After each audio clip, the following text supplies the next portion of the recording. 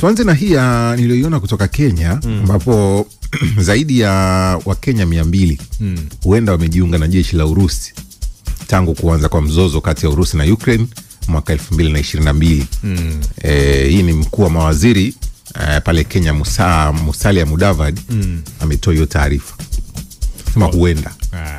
Sasa akizungumza na wanahabari, Mudavadi alisema wizara hiyo imeendelea kupokea maswali kutoka kwa familia zinazotaka kujua waliko jamaa zao ambao walijikuta katika mzozo huo.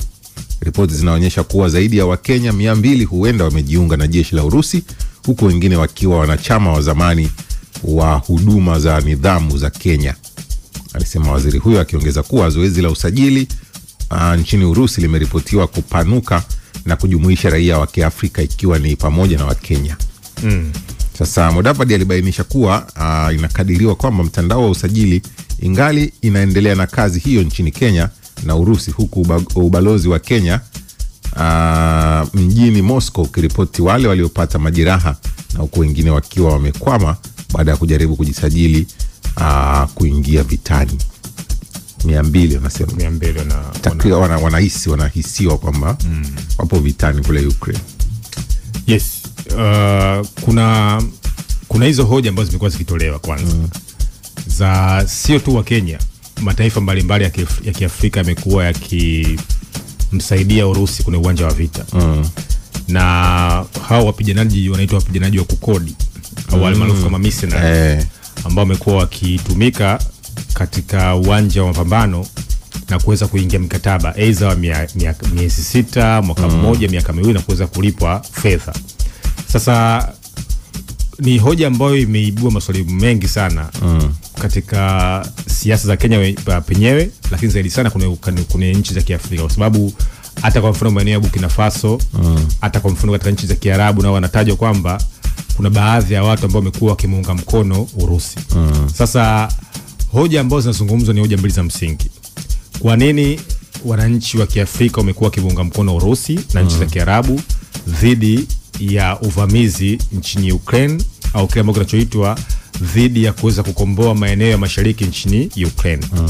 Wengi wanahisi kwamba kwa sababu Ukraine amekuwa akipewa usaidizi na mataifa ya magharibi, na kuna baadhi ya mataifa wa Afrika wanaamini kabisa kwamba ule unyonyaji, uporaji wa nchi za magharibi dhidi ya nchi za Kiafrika au kandamizaji wa kibepari lazima waweze kumuunga mkono Urusi kwa lengo la kushinda vita dhidi ya Ukraine.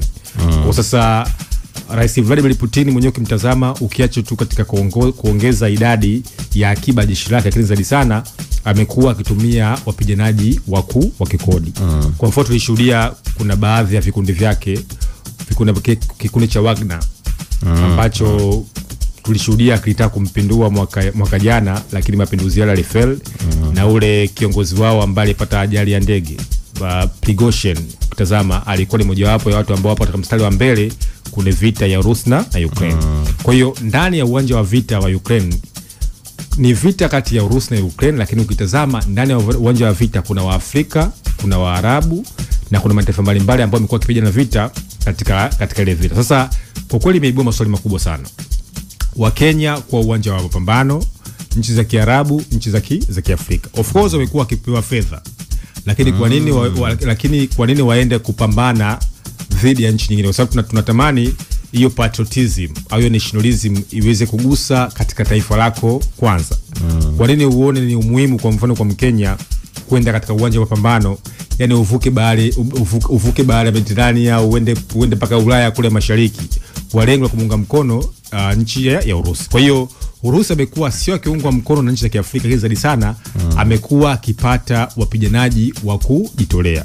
Na kuna baadhi ya ripoti zilikuwa zikionyesha kwamba kuna fomu za mtandaoni unajaza, unatokea wapi, una umri gani, unapewa mafunzo au ya kivita au mafunzo ya kimkakati kwa lengo la kupewa silaha kwenda kuingia vitani nchini Ukraine. Kwa hiyo ndani kumekuwa kuna madaktari kutazama, kuna wauguzi, kuna watu wa usaidizi, uwanja wa vita na kupigana vita nchini Ukraine. Na imeibua maswali mengi sana katika ndani ya siasa za Kenya. Hata ukimsikiliza Musalia Mudavadi anasema wazi kabisa kwamba baadhi ya ndugu nchini Kenya hawajui vijana wao wapo wapi, na wamekuwa wakiwauliza na sio wanawatafuta kwenye mamlaka mbalimbali nchini Kenya. Kwa ripoti ambazo wamezipata tangia wiki iliyopita, wanasema kwamba inasemekana kwamba Wakenya sasa hivi tunapozungumza wapo katika uwanja wa vita. Sasa je, swala hilo kwa mfano la ajira, labda fursa za kiuchumi, kuona kwamba fedha ambazo wanazipata nyingi kule katika uwanja wa vita, inawezekana ni sababu ya wao kuingia katika uwanja wa mapambano. Mdau wetu wa kutoka kule Kenya, Steven Kudaka, anasema sio kuhisi watu wanaenda kule kwa sababu ya maslahi. Kwa sababu ya maslahi. Ndio ulichokizungumza hapo. Kwa sababu ya pesa. Sababu ya pesa. Pesa kiasi gani ndo hatujui. Kaokote rubo. Sasa hii ilinifikirisha jana kwamba hii ni Kenya wameamua kutoka wakasema kwa sababu watu wanaulizia. Vipi mataifa mengine ya Afrika? Huenda kila taifa lina watu wake kule, sema kabisa watu ndo hawajaamua kufanya hizo tafiti. Na kwa kweli kama nilivyosema kwamba baadhi mataifa mengi sana yapo kuna uwanja wa mapambano Ukraine. Na wakimsaidia Urusi au msaidii Ukraine, msaidia Urusi, kwa sababu kuna itikadi ambayo sasa hivi inafanywa kwamba Urusi amekuwa kama ni mkombozi mpya wa utawala wa kimabavu wa kimagharibi.